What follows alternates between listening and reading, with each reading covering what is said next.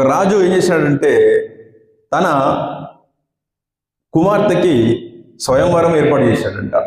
ఏర్పాటు చేసేసి ఒక పెద్ద కొలను కట్టేసి ఆ కొలంలో రకరకాల సముద్రపు జీవరాశుల్ని వేసి, అంటే తినేవాటిని, కరిసేవాటిని, మింగేవాటిని, అన్ని రకాల క్రూర జంతువుల్ని అందులో వేసాడంట. ఆ కొలంలో ఎంత పెద్దది అంటే ఈ మందిరం అంత పెద్దగా ఉంది అనుకోండి. అందులో వేసేసి వచ్చిన స్వయంవరంకి వచ్చిన ఆ రాజులకి ఏం చెప్పాడంటే ఈ కొల నుంచి ఆ కొల దాకా ఈత కొట్టుకుంటూ వెళ్ళిపోవాలా. వెళ్ళిపోతే ఎవడైతే ఈత కొట్టుకుంటూ వెళ్ళిపోతాడో వాడికి నా కుమార్తెని ఇచ్చేసేసి ఈ రాజ్యానికి రాజుని చేస్తా అన్నాడంట. రాజుని చేస్తా అన్నసరికి ఏం చేశారంటే ఈ రకరకాల దేశాల నుంచి వచ్చినారట రాజులంతా. దేనికోసం? ఈ స్వయంవరం కోసం. అందరూ చూసుకుంటా ఇటు అటు తిరుగుతున్నారు. ఏమని చూస్తున్నారు? అరే ఇలా పెద్ద పాము ఉందిరో, ఇంత పెద్ద ముసలు ఉందిరా, అరే అది ఒక్కోసారి మింగెత్తది అని కొంతమంది మాట్లాడుకుంటూ ఇటు అటు తిరుగుతున్నారంట. తిరిగేటప్పుడు ఏమైందంటే ఒకడు ఆయన దువిక్కని దుంకాడు.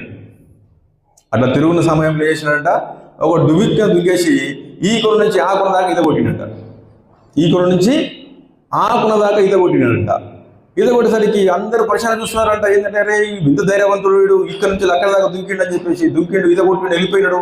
అరే వాడిని ఏ జీవరాశి కూడా ఏం చేయలేకపోయింది, అరే వీడు భలే గెలిచినాడని చెప్పేసి వాడిని ఎత్తుకొని రాజుకు జయము అని చెప్పేసి తీసుకొని వచ్చేసేసి సింహాసనం మీద కూర్చోబెట్టేసి ఆ చెప్పు రాజా, ఇంక నీకు ఏం కావాలని చెప్పు, నీకు రాణి దొరికింది, రాజ్యం దొరికింది, ఇంకేం కావాలని చెప్పేసి అంటే ఏమన్నాడంటే తాను నేను అటు అటు తిరుగుతుంటే ఎవడో ఎక్కడ వచ్చి దూకేసిండు, వాడు కావాలన్నాడంట.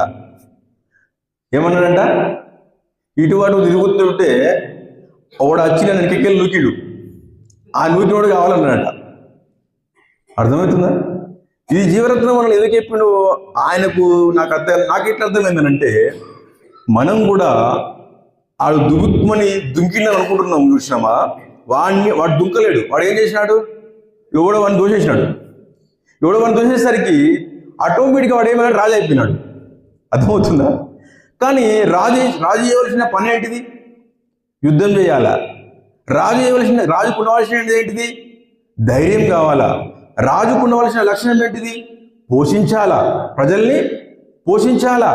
రేపు వాడు దుఃఖం దుంకేసి రాజు అయిపోయినాడు, నూకెత్తే వాడికి పోషించేంత అర్హత ఉంటుందా? ఉండదు. ఏదో ఒక రోజు మళ్ళీ వాడు బట్టబయలై బయటపడాలా. అవునా కదా? ఈ రోజులలో మన పరిస్థితి కూడా గట్టిలే ఉన్నది. ఎట్లుందనంటే ఇప్పుడు వాడిని కూడా వచ్చి నూకేసినాడు. ఎందులో నూకేసినాడు? కొలను నూకేసినాడు. ఈ కొలను మందిరం అనుకో, మనం వస్తున్నాం ఇక్కడికి, మనల్ని ఏం నూకెత్తున్నాయి?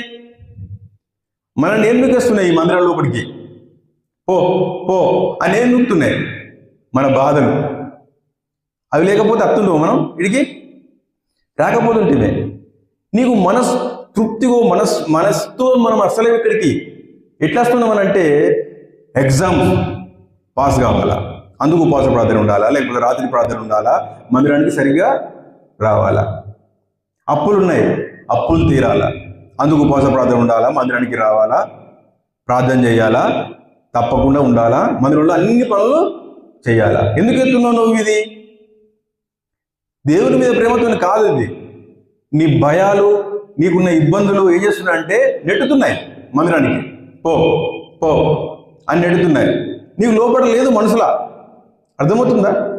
ఏం నూకుతున్నాయనంటే ఆ కులంలో నూకినట్టు మనల్ని ఏం చెప్తున్నాయంటే మనకున్న బాధలు మనల్ని మందిరానికి నెడుతున్నాయి.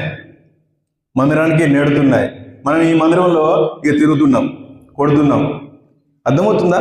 కానీ ఆ గెలిచిన ఆ రాజు ఈ కొల నుంచి ఆ కొలం దాకిన ఈయన రాజు సింహాసనం దక్కించుకున్నాడు. కానీ ఒకరోజు యుద్ధం ఖచ్చితంగా వస్తుంది, అప్పుడు బయటపడుతుంది. మనం ఈరోజు కూడా మన బాధలతో మనల్ని ఈ మందిరానికి వస్తున్నాం, నెడుతున్నాం. మనల్ని బాధలు నెడుతున్నాయి, మందిరానికి వస్తున్నాం, మనం గెలిచినాం అనుకుంటున్నాం. అర్థమవుతుందా? నేనే వచ్చిన మందిరానికి అనుకుంటున్నావు, నీ మనస్ఫూర్తిగా వచ్చిన అనుకుంటున్నావు. కాదు, నీ బాధలు నీ దాకా తీసుకొచ్చినాయి, నీ ఇబ్బందులు నీ దాకా తీసుకొచ్చినాయి. కానీ నువ్వు మనస్ఫూర్తిగా ఈ మందిరానికి రావట్లేదు. ఎప్పుడు బయటపడుతుంది నీకు? ఎప్పుడు? దేవుని 2 రాకల్లో అప్పుడు బయటపడుతుంది. అప్పుడు దేవుడు చాటలో జరుగుతూ ఉంటాడు. అప్పుడు అర్థమవుతుంది ఏంటిది, పొట్టుకి వెళ్ళిపోతుంటుంది, మంచి విత్తనాలు కింద పడుతుంటాయి, పొట్ట చేస్తుంది గాలికి కొట్టుకపోతుంది. కానీ మనం ఇక్కడ ఎట్లా ఉండాలంటే గాలికి కొట్టుకుపోయే పొట్టులాగా ఉండద్దు, గాలికి కొట్టుకుపోయే పొట్టులాగా ఉండద్దు. జాగ్రత్తగా ఉండాల.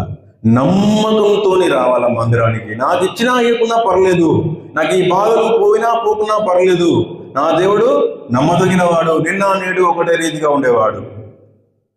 నన్ను కన్నోడు తిండి పెట్టకుండా చంపలు గుర్తుపెట్టుకోండి. మనం